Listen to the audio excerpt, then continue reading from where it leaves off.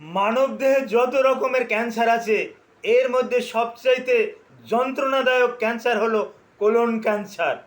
এই কোলন ক্যান্সারে বহু মানুষ আক্রান্ত হয়ে ইতিপূর্বে মারা গিয়েছেন। এই কোলন ক্যান্সারটা প্রাথমিক পর্যায়ে যদি এটা ধরা পড়ে এবং প্রাথমিক পর্যায়ে যদি এর চিকিৎসাটা করা যায় তাহলে কিন্তু এর থেকে পরিত্রাণ পাওয়া সম্ভব। কিন্তু এই কোলন ক্যান্সারটা যদি ক্রনিক হয়ে যায় তখন কিন্তু এটা চিকিৎসা করালেও আর ভালো হয় না। এখন আমি আলোচনা করব এই কোলন ক্যান্সারটা কি, কোলন কি, কোলন বলতে আমরা কি বুঝি, এই কোলনটা শরীরের কোন জায়গাতে অবস্থিত, এই বিষয়ের উপরে আমি গুরুত্বপূর্ণ কিছু আলোচনা করব। আলোচনাটা না টেনে পুরো আলোচনাটা দেখলে এই কোলন ক্যান্সারের উপরে আপনি অনেকটা ধারণা পেয়ে যাবেন। আসসালামু আলাইকুম রহমতুল্লাহি ওবারাকাতুহু। আমি ডাক্তার মীর শহীদুল ইসলাম। আমার চেম্বার শুভেচ্ছা 255, ঐতিহ্যবাহী শেখঘাট, সিলেট। জি, গুগলে গিয়ে ডাক্তার মীর শহীদুল ইসলাম কথাটি লিখে সার্চ দিলে আপনি আমার সম্পর্কে বিস্তারিত তথ্য পেয়ে যাবেন। জি দর্শক শ্রোতা, আলোচনা করব কোলন ক্যান্সারের উপরে। আমাদের একটা সিস্টেম আছে, ডাইজেস্টিভ সিস্টেম। ডাইজেস্টিভ সিস্টেমের স্টোমাকের নিচেই ডিউডেনাম। এই ডিউডেনামটাও কিন্তু ক্ষুদ্রান্ত্রেরই একটা অংশ। ক্ষুদ্রান্ত মানে ক্ষুদ্রান্ত্র।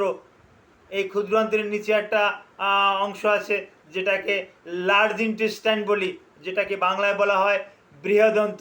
এই বৃহদন্তটা কি চিকিৎসা বিজ্ঞানের ভাষায় বলা হয় কোলন। এই বৃহদন্ত্রের ক্যান্সারকে বলা হয় কোলন ক্যান্সার। আশা করি বুঝাতে পারছি। আমি আবার আপনাদেরকে বোঝানোর জন্য অতি সংক্ষেপে বলতেছি। আমাদের ডাইজেস্টিভ সিস্টেমের স্টোমাকের নিচে যে ছোট ছোট নালী আছে এটাকে বলা হয় স্মল ইন্টেস্টাইন। স্মল ইন্টেস্টাইনটা ওই সিকামে গিয়ে শেষ হয়। সিকাম থেকে আবার শুরু হয় বৃহদন্ত, যেটাকে বলা হয় লার্জ ইন্টেস্টাইন। এই লার্জ ইন্টেস্টাইন বা বৃহদন্ত্রের ক্যান্সারকে বলা হয় কোলন ক্যান্সার। আশা করি আপনারা আর কোনো দিন ভুলবেন না।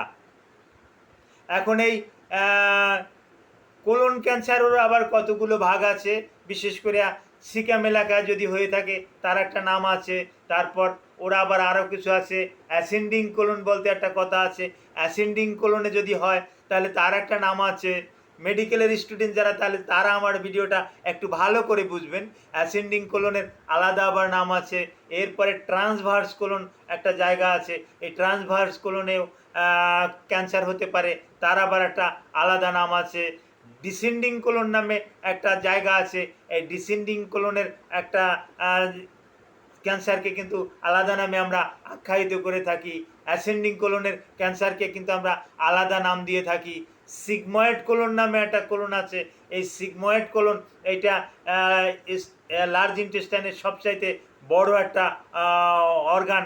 বড় এমনি লার্জ ইন্টেস্টাইনটা একটা ফাঁপা ফুলা একটা থলির মতন। এর সিগময়েড কোলনটা আরও অনেকটা মোটা, আরও অনেকটা ফুলা। এই সিগময়েড কোলনের ক্যান্সারটা আরও জটিল। এরপর আরেকটু নিচে আসলে রেকটাল ক্যান্সার। এই রেকটাল ক্যান্সারও বর্তমানে কিন্তু প্রচুর রুগী কিন্তু আমরা রেকটাল ক্যান্সার পেয়ে যাই। তো হ্যাঁ, এই কোলন ক্যান্সারে আগেই বলছি যত ক্যান্সার আছে এর ভিতরে কোলন ক্যান্সার সবচাইতে মানুষকে বড় কষ্ট দেয়, মানুষকে মেরে ফেলে। কিন্তু এত কষ্ট দিয়া আর কোনো ক্যান্সারে কিন্তু মানুষকে মারে না, বা একটু করা যায়। কিন্তু কোলন ক্যান্সার মানুষকে অনেক যন্ত্রণা দিয়ে মারে। এখন এই কোলন ক্যান্সারের লক্ষণ কি? কোলন ক্যান্সারের লক্ষণ বাওয়েল ইরেগুলার হওয়া। আপনি নিয়মিত সকালে পায়খানায় যাচ্ছেন, এটা আপনার জন্ম থেকে একটা অভ্যাস। আপনার জ্ঞান আসার পর থেকেই আপনার একটা অভ্যাস যে না আপনি সকালবেলা পায়খানায় যাচ্ছেন, কিন্তু ইদানিংকালে সকালবেলাতে যাচ্ছেন না, আপনি দুপুরে যাচ্ছেন, বৈকালে যাচ্ছেন, কোনো দিন রাত্রে যাচ্ছেন। এই যে একটা বাউল হ্যাবিট চেঞ্জ, পায়খানার একটা পরিবর্তন এই রকমের। আবার আপনি স্বাভাবিক পায়খানা করতেন, কিন্তু পায়খানাটা দেখা যাচ্ছে এখন অস্বাভাবিক করেন। অস্বাভাবিক বলতে কনস্টিপেশন, কোষ্ঠকাঠিন্য, 2 দিন 3 দিনেও পায়খানা করেন না, এই একটা কারণ। তারপর আসে আপনি দেখা যাচ্ছে দৈনিক একবার পায়খানা করতেন, এখন দেখা যাচ্ছে 2বার 3বার 4বার পায়খানা করেন।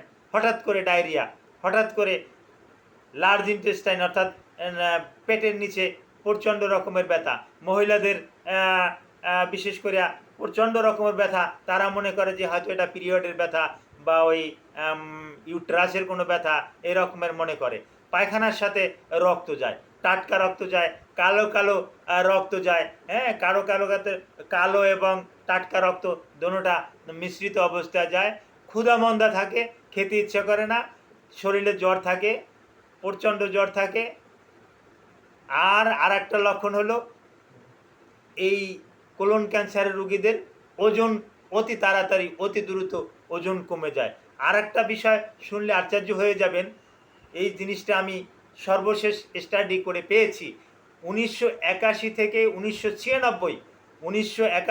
1996 সালে যাদের জন্ম, বিজ্ঞানীরা বলছে, চিকিৎসা বিজ্ঞানীরা এটা নিয়ে গবেষণা করছে, বলছে যে এদের কোলন ক্যান্সারের হার অনেক বেশি। কেন বেশি এটা এখন পর্যন্ত তারা গবেষণায় আছে, এখন পর্যন্ত তারা একটা তথ্য প্রকাশ করে নাই। তবে তারা বলছে এই সময় যারা জন্মগ্রহণ করছে তাদের কিছু জেনেটিক কিছু পরিবর্তন দেখেছে, এবং এই সময় আমিও অনেকটা দেখেছি, এই সময় বেশ কিছু ফাস্টফুড বা কিছু কেমিক্যালযুক্ত খাবার ওই সময়ই খাওয়ানো হতো। কয়েকটা কী ছিল আমি নাম বলবো, রেড কাউ, ডানো, নিডো, এই জাতীয় খাবার ছোট ছোট বাচ্চাদেরকে খাওয়ানো হতো। তখন কোনো রকমের কোনো কিছুর তোয়াক্কা করা হতো না, তাদেরকে খাওয়ানো হতো। এটা 1981 থেকে 96 পর্যন্ত এটা বেশি, এরপরে এটা আস্তে আস্তে করে কমে গেছে। যার জন্য বিজ্ঞানীরা যে ধারণা করছে ধারণার সাথে মিল আছে। এটা আজকের পেপারের আপনি এইতে পাবেন, বিশেষ করে প্রথম আলোর হেলথে আপনি পেয়ে যাবেন যে 1981 থেকে 1996 সাল পর্যন্ত যাদের জন্ম তাদের কিন্তু কোলন ক্যান্সারের একটা ঝুঁকি অনেক বেশি। তো কোলন ক্যান্সারের উপরে আপনার যদি আরও বেশ কিছু তথ্য জানতে ইচ্ছা করে ভিডিওর কমেন্ট বক্সে কমেন্ট করুন, আমি জানিয়ে দেব। Thank you all.